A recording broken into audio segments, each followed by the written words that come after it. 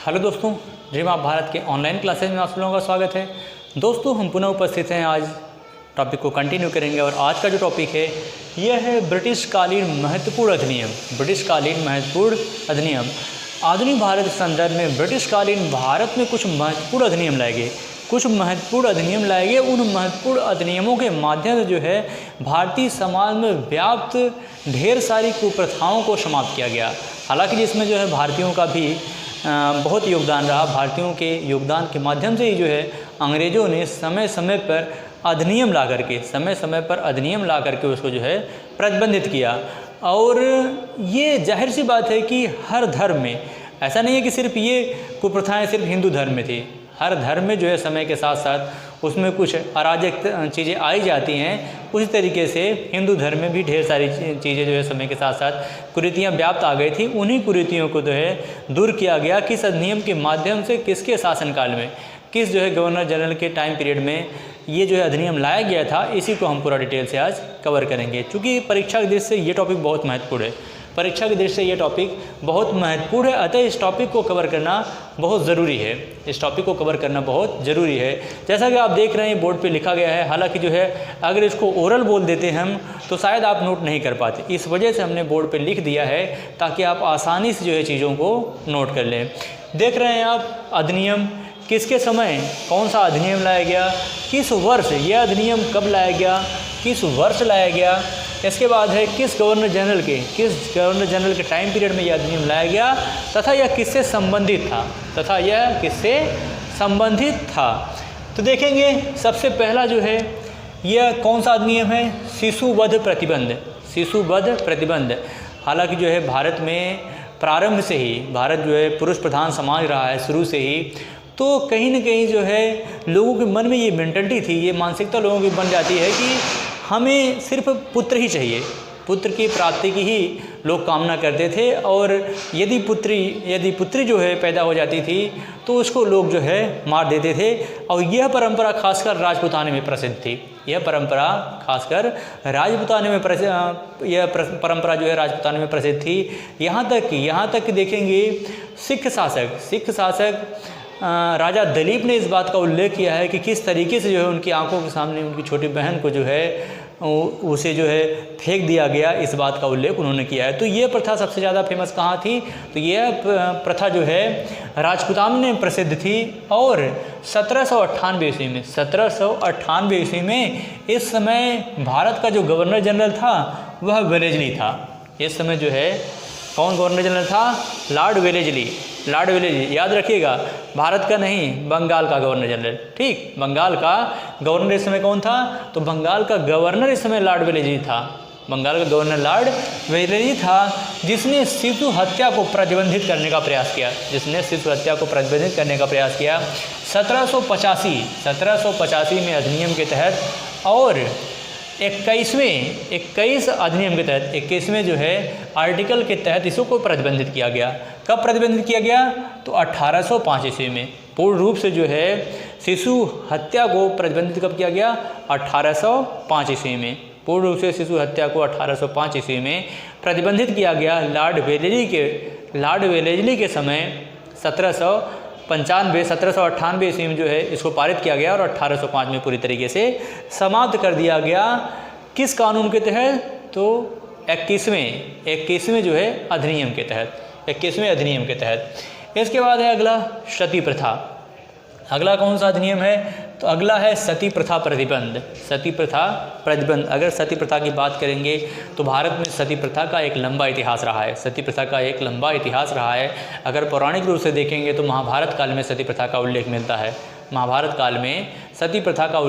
है। जिसमें महाराजा पांडु की मृत्यु होने पर जो है उनकी रानी माद्री जो है उनके साथ सती हो गई थी। ठीक, तो पहला जो पौराणिक रूप से साक्ष्य मिलता है वो महाभारत में मिलता है।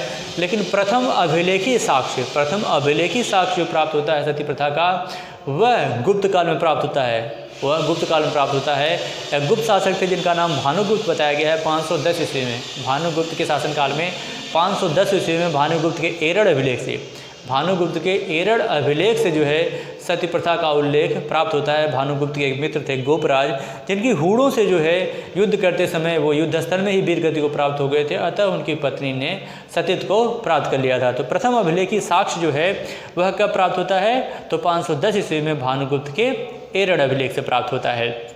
इसके बाद देखेंगे तो सती प्रथा भारत में जो है एक बड़े पैमाने पर विद्यमान हो जाती है, और यह प्रथा धीरे धीरे हालांकि जो है प्रारंभिक काल में महिलाएं जो है स्वेच्छा से सतीत्व को प्राप्त करती थी, लेकिन बाद में जो है आगे आने वाले समय में जबरन जो है इन पे थोप दिया गया। ठीक, अगर देखेंगे तो शिवाजी महाराज की मृत्यु के बाद जो शिवाजी महाराज की मृत्यु 1680 ईस्वी में हुई थी, उनकी एक पत्नी पुतली बाई थी, वो भी जो है उनके साथ सतीत्व को प्राप्त हो गई थी। हालांकि जो है सती प्रथा को प्रतिबंधित करने का कई शासकों ने जो है असफल प्रयास किया है। मराठों ने भी जो है सती प्रथा को समाप्त करने का प्रयास किया था। यहाँ तक कि जो है पुर्तगालियों ने भारत में जो पुर्तगालियों ने अपनी कॉलोनी बनाई थी, उन सभी कॉलोनियों में जो है पुर्तगालियों ने सती प्रथा को प्रतिबंधित कर दिया था। इसके बाद जो है अकबर ने भी जो है मुगल बादशाह अकबर ने भी सती प्रथा को समाप्त करने का प्रयास किया था, और औरंगजेब ने भी जो है सती प्रथा को समाप्त करने का प्रयास किया था। लेकिन पूरी तरीके से सती प्रथा को समाप्त करने का जो श्रेय जाता है वह राजा राम मोहन राय के सहयोग से जो है विलियम बेटिक की सहायता से, राजा राम मोहन राय और विलियम बेटिक की सहायता से 1829 ईस्वी में, राजा राम मोहन राय की सहायता से 1829 ईस्वी में विलियम बेटिक, इस समय जो है बंगाल का गवर्नर कौन था? तो इस समय बंगाल का गवर्नर जो था वह विलियम बेटिक था। हालांकि जो 1833 अधिनियम के तहत जो है बंगाल के गवर्नर को बंगाल का गवर्नर जनरल बना दिया जाता है, तो वो प्रथम जो है अंतिम बंगाल का गवर्नर जनरल तथा प्रथम भारत का गवर्नर जनरल जो हुआ वह विलियम बेटिक ही था। तो विलियम बेटिक ने जो है 1829 ईस्वी में सती प्रथा को प्रतिबंधित किया। हालांकि 1829 ईस्वी में जो सती प्रथा प्रतिबंधित की गई थी वो सिर्फ बंगाल प्रेसिडेंसी में की गई थी, लेकिन 1830 ईस्वी तक जो है यह प्रथा बम्बई और मद्रास प्रेसिडेंसी में भी लागू कर दिया गया। धीरे धीरे जो है सती प्रथा को पूर्ण रूप से प्रतिबंधित 1829 ईस्वी में किया गया, और किस अधिनियम के तहत? तो अधिनियम 17 के तहत। इसके तहत जो है आर्टिकल 17 कानून 17 के तहत जो है इसे पूरी तरीके से प्रतिबंधित कर दिया गया सती प्रथा को। इसके बाद देखेंगे अगला अधिनियम कौन सा है? दास प्रथा देखेंगे तो दास प्रथा का भी एक लंबा इतिहास रहा है, और अगर देखेंगे तो कौटिल्य के अर्थशास्त्र में भी दास प्रथा का उल्लेख किया गया है। कौटिल्य के अर्थशास्त्र में भी जो है दास प्रथा का उल्लेख किया गया है, लेकिन उन्हीं के समकालीन देखेंगे तो मेगास्थनीज की पुस्तक इंडिका में जो है मेगास्थनीज भारत में किसी प्रकार के दासों का उल्लेख नहीं किया है। तो दास प्रथा का उल्लेख जो है मेगास्थनीज की पुस्तक इंडिका नहीं करती है। इसके बाद देखेंगे तो 1843 ईस्वी में जो है एलन बरो ने 1843 ईस्वी में दास प्रथा को प्रतिबंधित करने का प्रयास किया। हालांकि जो है जो दास प्रथा यूरोप में थी उसकी अपेक्षा भारत में जो दास प्रथा थी, भारत में जो गुलाम थे, इनकी स्थिति यूरोप की अपेक्षा जो है बहुत बेहतर थी। यूरोप में तो दासों के साथ पशुवत जैसा व्यवहार किया जाता था। दासों के साथ पशुवत जैसा व्यवहार किया जाता था, लेकिन भारत में ऐसी प्रथा जो है विद्यमान नहीं थी। हालांकि सल्तनत काल मुगल दिल्ली सल्तनत और सल्तनत काल में जो है सल्तनत काल और मुगल वंश में बहुत बड़े पैमाने पर जो है दासत्व था। और सबसे बड़ी बात देखेंगे तो दिल्ली सल्तनत के कई ऐसे सुल्तान थे जो स्वयं दास थे, जिन्होंने आगे चल कर के जो है सुल्तान के पद को ग्रहण किया। यहाँ तक कि देखेंगे फिरोज शाह तुगलक के समय जो है उसने दासों के लिए एक अलग से विभाग की स्थापना की थी। उन्होंने जो है दासों के लिए एक अलग से विभाग की स्थापना की थी। दीवाने बंदगान नामक एक अलग से विभाग की स्थापना किसके द्वारा की गई थी? तो फिरोज शाह तुगलक के द्वारा जो है की गई थी। इसके बाद देखेंगे तो यूरोप में जो दास प्रथा थी वह बहुत दासों के साथ अमानवीय व्यवहार किया जाता था, दासों के साथ पशुवत जैसा व्यवहार किया जाता था।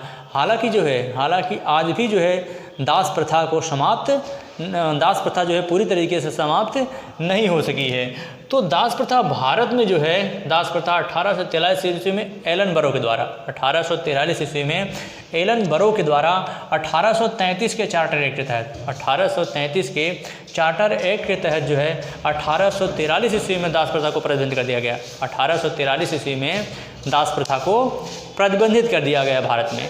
ठीक, इसके बाद अगला अधिनियम है हिंदू विधवा पुनर्विवाह अधिनियम। हिंदू विधवा पुनर्विवाह अधिनियम, हिंदू पुनर्विवाह विधवा अधिनियम जो है, यह अधिनियम लाने का जो श्रेय जाता है वो ईश्वरचंद्र विद्यासागर को जाता है। ईश्वरचंद्र विद्यासागर के प्रयासों से जो है 1856 ईस्वी में लॉर्ड कैनिंग के द्वारा, 1856 ईस्वी में लॉर्ड कैनिंग के द्वारा जो है विधवा पुनर्विवाह अधिनियम 1856 ईस्वी में लाया गया लॉर्ड कैनिंग के द्वारा विधवा विवाह की अनुमति।